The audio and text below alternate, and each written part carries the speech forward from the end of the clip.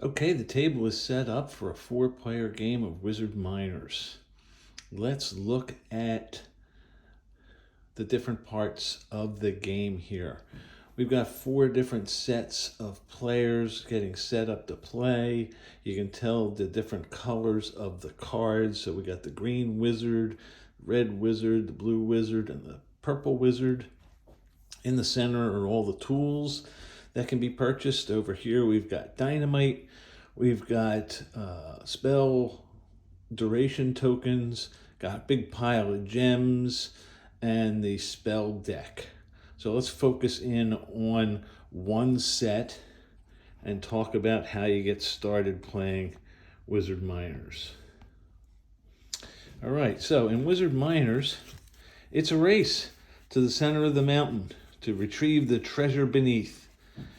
And a great mining company will get you there. But if you're going to hire a great mining company to get you into the mountain, why not have your mining company run by a wizard? Makes sense, doesn't it? So in the game, this deck represents the depth of your mine. It is 42 cards deep, and as you dig into your mine, there are gems to be found as you dig deeper into your mine. So the object of the game is simple. You want to dig out of your mine into your rubble pile and continue to dig and dig and dig and dig until there is nothing left in your mine. If that happens at any time on your turn, you win the game. So the object of the game is to get rid of these 42 cards out of your mine deck. So how do you go about doing that? Well, you are a mining company, so you are going to have tools. You're going to have picks, hammers, drills, shovels, and chisels to dig into your mine. Over the course of the game, you will acquire new tools. For instance, let's take a look at the hammer. If you acquire the hammer, it will have cost you 3 gems to get it. When you acquire the hammer, you get these numbers added to your tool numbers. On every turn, the active player is going to roll 2 8-sided dice. They roll 2 8-sided dice at one point during their turn. That's going to generate a number between 2 and 16. If any of your numbers that you own on any of your tools come out, you're going to mine that many cards. For instance, if a 16 was rolled, I would mine 1 card. I would take 1 from my mine deck, I'd flip it over into my rubble pile, and I would take the corresponding number of gems.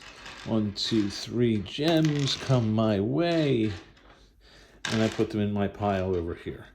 If a 10 came out, I would mine 2 cards because of my 10. Boom, boom, 2 and 1, I get 3 more gems. Now, if I had had a 10 on another card, I would have mined an additional card. So that's how the cards work. Now, you can have 3 different kinds of tools. You can have a pick, a hammer, a drill. You can have a pick, a hammer, a shovel, any combination, but a maximum of 3. But those tools can be upgraded. So at a point during the game, you may decide that you're going to upgrade your pick. And you're going to upgrade it by paying 4 gems and making it a big pick. Now, when you purchase that upgrade, you don't replace your pick. Instead, you're going to place it like that. Now this tool, still a pick, but now it's a big pick. And all of these numbers are will mine for you. So you can see that as you continue to upgrade, you will continue to add numbers. And you can get 3 different kinds of tools, 3 upgrades for each. So you can have a total of 9 tool cards, which represent 3 tools, all completely upgraded to give you the most possibilities of your numbers coming out. So that's how you dig into your mine with traditional tools. But you are a wizard after all. So that means you're going to be casting spells. The spells that you cast are going to speed up by enhancing your tools, speed up your digging into the mine by enhancing your tools. They also can slow down your opponent and by knocking their tools out or by causing cave-ins, or they can defend you if you are attacked. So you will see, when we get the new cards, that the borders tell you what kind of spell it is, with a red border being an attack spell, a blue border being a defensive spell, and a green border being an enhancement. For instance, let's look at this card, this enhancement card. A magic aura. Enhances the tool of your choice for the next 3 rolls and mine 2 additional cards on a successful roll. If I cast this, and I cast it on my pick, it says for the next 3 rolls. So I'm going to take 3 of these turn markers just to keep track. So every time somebody rolls the dice, I'm going to take one of these off, and when they're all gone, the spell is over.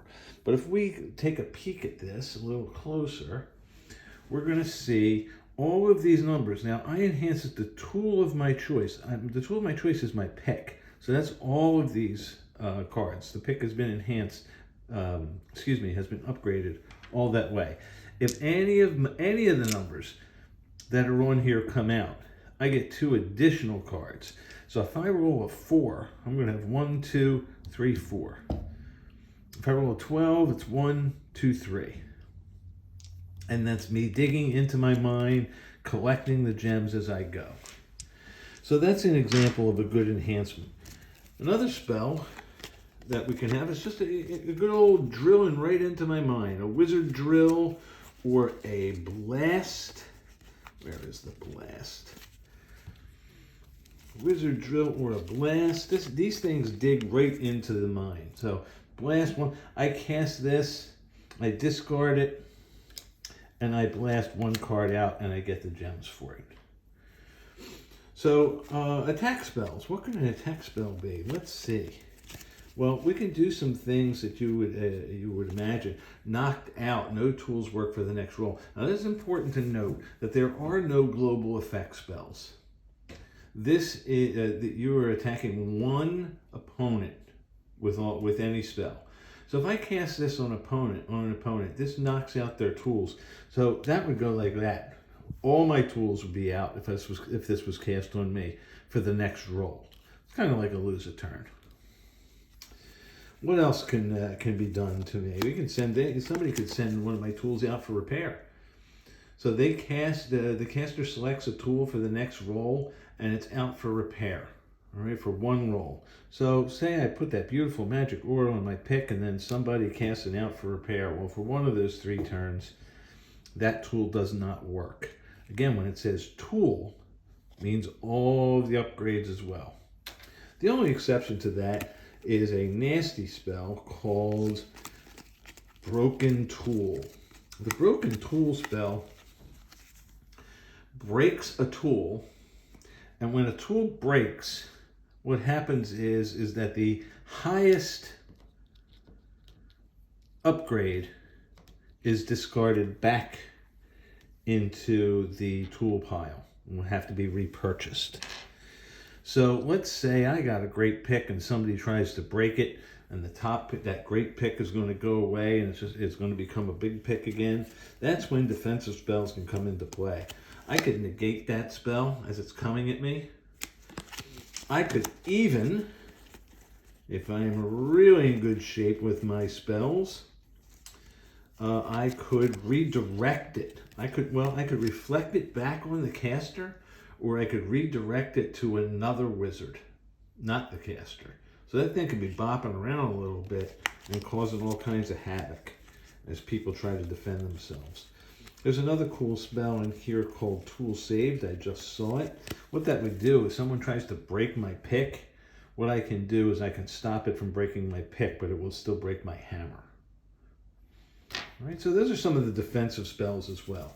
You can cast 1 spell per turn unless you are attacked. You can always defend yourself. So if I cast this magic aura on myself and then I get attacked in the same turn, I could still defend myself. The defensive spell doesn't count as my 1 spell per turn. So that's where the wizard comes in. Now, I had mentioned cave-ins. Oh, let's come back to the spells for a second, because that's where we can introduce cave-ins really easily. A common spell, nasty thing that you can do to your opponent, is a cave-in spell. So let's see what this says. Victim returns 2 rubble cards to their mind face up. So I'm going to take, I get this cast on me. I'm going to take 2 of my rubble cards and return them to my mind deck face up. 1, 2. Now remember, the object of the game is to get through this deck. So cards coming back onto this deck, that's a bad thing. That's slowing me down. But it actually gets a little worse. By putting them on face up, I still have to clear these out, which means my numbers have to come out. But as I clear them out, 1, 2, I get no gems for that. Not until I get back to this new rock am I going to get some gems again. So as people cave you in, this really starts to slow down your game, because you got to clear all this out by getting your numbers rolled or using spells before you get any money to improve your tools and so forth. So rubble can be a pain, and people caving you in can be a pain. There is another way for a cave-in to happen. Now, as I said, this is 42 cards deep. As you dig into your mind, you know what happens. It gets more and more unstable. It starts to think about caving in all on its own without somebody doing anything to it. So when we set up the game, we're going to take this deck and we are going to count down 21 cards in this deck. We're going to count down 21 cards in this deck, and right in the center of the deck, we're going to put our cave-in card. Put our cave-in card right there in the center. Now we have 21 on top, the cave-in card, 21 on the bottom. As we are digging into our mind, and our rubble pile is getting bigger, and we're digging and we're digging and we're digging and we're digging, we're going to get right about here, and I dig one more card, and there's my cave-in. This is what happens. As soon as you uncover the cave-in card does not get mined. It doesn't have to be dug out. As soon as it appears, it gets turned over and placed in front of the player. Now what happens is we follow these simple rules. When uncovered, immediately roll a cave-in roll. So we immediately roll a cave-in roll. What that means is we take a 6-sided die, the one thing I didn't have out on the table. We take a 6-sided die, a traditional 6-sided die, and we're going to roll. We're going to roll on this card. Now when we roll, oh dear, I rolled a 6. On a 6, 8 cards are going to cave in if I have 8 rubble cards. 6 is a bad number. So 1, 2, 3, 4, 5, 6, 7, 8, kaboom. If I only had 3 cards in there, then all 3 would cave in. So that cave-in card coming out meant I was digging a little too deep. It got a little unstable, rolled a bad number. Now you can see, if you roll low, it's not going to be so bad. But if you roll more than 6, all of your rubble cards cave in. Well, how can you roll more than 6 on a 6-sided die, you ask? A great question. That's where this stuff comes in, dynamite. During the course of the game, there's going to be an opportunity to purchase dynamite. So if you purchase dynamite, it costs 2 gems each for dynamite. Let's buy 2 pieces of dynamite. You can buy up to 3 on any purchase action. We'll talk about actions in a little bit. But I just paid 4 gems, and I got myself 2 pieces of dynamite. As soon as you buy dynamite, you immediately sneak it into another player's mind. So let's say somebody did that to me, and they sneak it into my mind, and it's sitting here. And I hit this cave-in card, and I turn it over, and I roll the dice, and I roll a 1. That would be fabulous. Let's say I roll a 5. For each piece of dynamite I have, I add 1 to that number. So now it's 5, 6, 7. That's where you get the greater than 6, and all of my cards cave in. The dynamite blows up and goes away, but it did its damage. So placing dynamite in your opponent's cave can really cause some havoc. So now let's finish up on the cave-in card before we move to anything else. Cave-in card comes out, it now stays out. It stays out in front of you. So first of all, the first player to get to their cave-in card is winning because they got to their 21st card first. But as soon as any one card comes out, this die is added to the regular roll. So in addition to the 2 8-sided dice that are rolled every turn, this die is added. It has 5 blank faces and 1 cave-in face. Now when everybody rolls, they roll this. And this number is the same, the 2 die 8, to look at your tools. But if this should come out on that face, the cave-in face, that means anybody with their cave-in card out has to do the 6-sided die thing again. So getting to the center of your mind means that your cave is unstable. But not just one time. It's going to stay unstable the rest of the game. Anytime this comes up, and everybody rolls it, even if they don't have their cave-in card out, as soon as one of these is out, anytime it comes up, anybody with their card out has to roll on the card again and see if they cave in. So how do you protect yourself against cave-ins? Well, the number one way to protect yourself against cave-ins is to keep this rubble clean.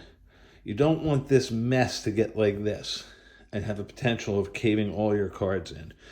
That's why on your turn, as an action, you can clean up your rubble pile. Clean up means that you can do up to 5 cards at the cost of 1 gem each. So if I had 5 gems, I've got 5 cards. I can do up to 5. I take those 5 cards. I pay my 5 gems. These cards get permanently removed from the game. I'm going to stick them underneath my wizard starting card so that they don't get confused with my rubble pile or my mine deck.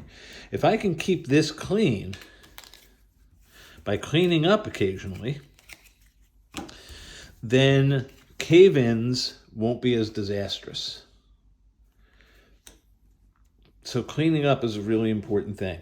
Speaking of the wizard starting number, every player has a wizard starting number. We got 7, we've got 10 over there, we've got 8 and 11.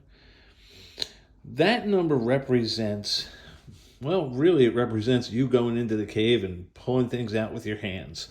No matter what happens, if your tools are knocked out, somehow they're not working that turn, but that number comes out, you always mine 1 card when your wizard starting number comes out. So for instance, here I have a 10 on my hammer. If a 10 is rolled, I mine 1 card, 2 cards, 3 cards, because I have the 10 as my wizard starting card.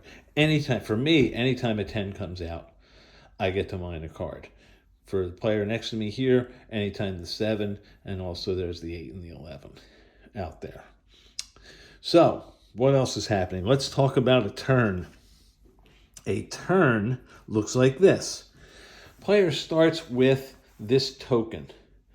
They declare if they are digging or not digging. Mine light on, miner light off. Digging or not digging. We'll talk about the difference in a second. But I declare whether I'm digging or not digging, and now I may take 1 action. When I take 1 action, I can either purchase or I can clean up. Those are my 2 options, purchase or clean up. And I get 1 action per turn. If I choose to purchase, that means that I could buy a new tool, and I can't have 2 drills. I can have 3, up to 3, but they all have to be different. So I could buy a new tool, or I could upgrade an existing tool. So a new tool or an upgrade, and you always have to purchase in this order. The basic tool, the big tool, the great tool. So in my purchase, I can either get a new tool or I can upgrade a tool. In addition to that, if I am using my action as a purchase, I can also purchase dynamite, or I could purchase just dynamite if I wanted to. But as long as it is a purchase phase, I can purchase up to 3 dynamite at the cost of 2 gems each. Remember, as soon as I purchase these, I have to put them in someone's mine. I could split it up and give everybody 1. I could give 2 and 1, or I could give all 3 to one person. But I have to do it as soon as I purchase it. So the purchase phase is a new tool, an upgraded tool, and I could also purchase dynamite. The other option for my action is to clean up. As I said, 1 gem per card out of your rubble pile up to a maximum of 5. If I chose not to dig, I get to take 2 actions on my turn. So I could purchase twice, I could clean up twice, or I could purchase and clean up instead of purchase or clean up. The downside to that is I still have to roll. I roll, but it doesn't matter what numbers come up. My tools aren't working. I'm not digging that turn. That number is just for everybody else. So if I'm digging, I get to take 1 action and my tools are working. If I'm not digging, I take 2 actions, but my tools aren't working that turn. Okay? So I've made my declaration. I've made my purchase, so I've taken my action.